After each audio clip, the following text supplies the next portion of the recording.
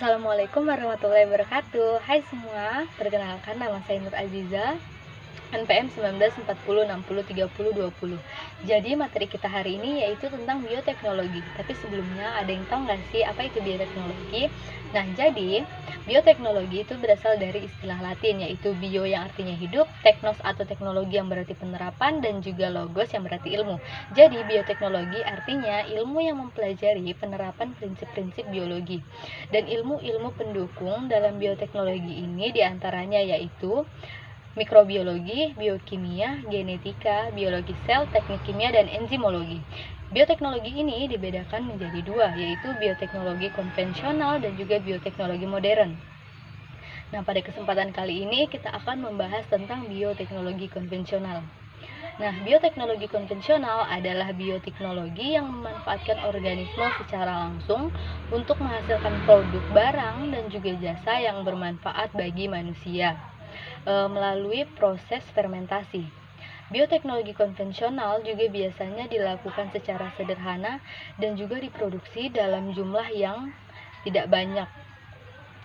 Dan dalam bidang pangan, fermentasi merupakan kegiatan mikrobia pada bahan pangan sehingga dihasilkan produk yang kita kehendaki atau yang kita inginkan.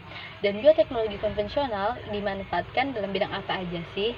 Nah, yang pasti terutama dalam bidang pangan, di mana dalam bidang pangan ini adalah bidang yang memproses yang dibantu oleh mikroorganisme, misalnya dengan fermentasi. Hasilnya itu seperti yogurt, keju, tempe, roti, kecap, dan juga cuka, dan sebagainya. Nah, yang pertama yaitu yogurt.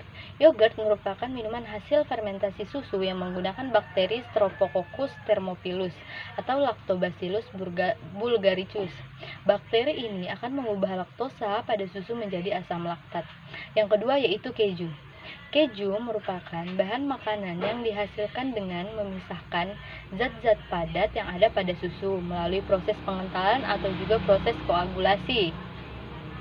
Di proses pengentalan ini dilakukan dengan bantuan bakteri Lactobacillus bulgaricus dan juga Streptococcus thermophilus, di mana bakteri ini akan menghasilkan enzim renin sehingga protein pada susu akan menggumpal dan juga membagi susu menjadi cair dan juga padatan atau dadi.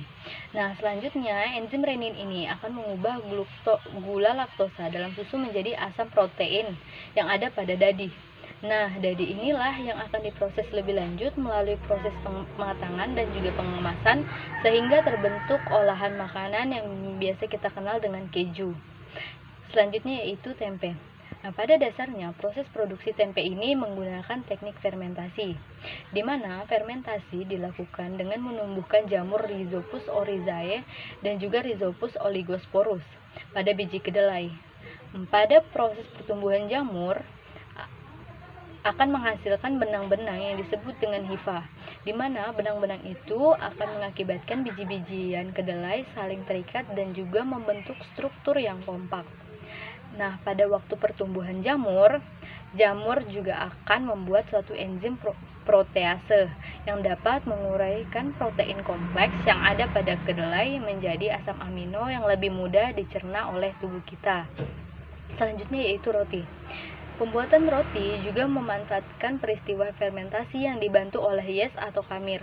Yeast merupakan sejenis jamur yang ditambahkan pada adonan tepung dan akan menimbulkan proses fermentasi, di mana proses ini akan menghasilkan gas karbon dioksida dan juga alkohol. Gas karbon dioksida berperan dalam mengembangkan roti, sedangkan alkohol akan berkontribusi dalam menghasilkan aroma dan juga memberi rasa pada roti. Dan adonan akan tampak lebih mengembang dan juga lebih besar pada saat adonan dimasukkan ke dalam oven, karena gas akan mengembang pada yang suhu tinggi. Selanjutnya yaitu cuka. Bahan dasar pada proses pembuatan cuka adalah etanol yang dihasilkan oleh fermentasi anaerob oleh ragi oleh bakteri asam asetat seperti Acetobacter dan Gluconobacter. Etanol akan dioksidasi menjadi asam asetat. Selanjutnya yaitu kecap. Pada tahap awal kedelai akan difermentasi dengan menggunakan jamur Aspergillus wientii. Tahap selanjutnya, kedelai yang sudah difermentasikan akan dikeringkan, kemudian direndam di dalam larutan garam.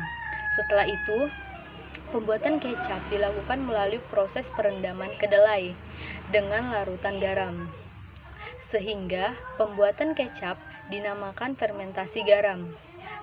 Jamur Aspergillus wenti akan merombak protein menjadi asam-asam amino, di mana komponen rasa, asam, dan rasa aroma khasnya.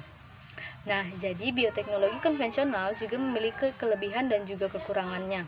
Kelebihan yang pertama yaitu biaya produksinya yang relatif lebih murah. Yang kedua, teknologinya menggunakan peralatan yang sederhana. Dan yang terakhir yaitu pengaruh jangka panjangnya itu sudah diketahui. Kekurangan dari bioteknologi konvensional yaitu yang pertama, memerlukan waktu yang cukup lama, diproduksi dalam skala kecil. Yang ketiga, perbaikan genetiknya tidak terarah. Dan yang terakhir, belum menggunakan prinsip-prinsip ilmiah. Dan yang selanjutnya yaitu hasil tidak dapat diperkirakan sebelumnya.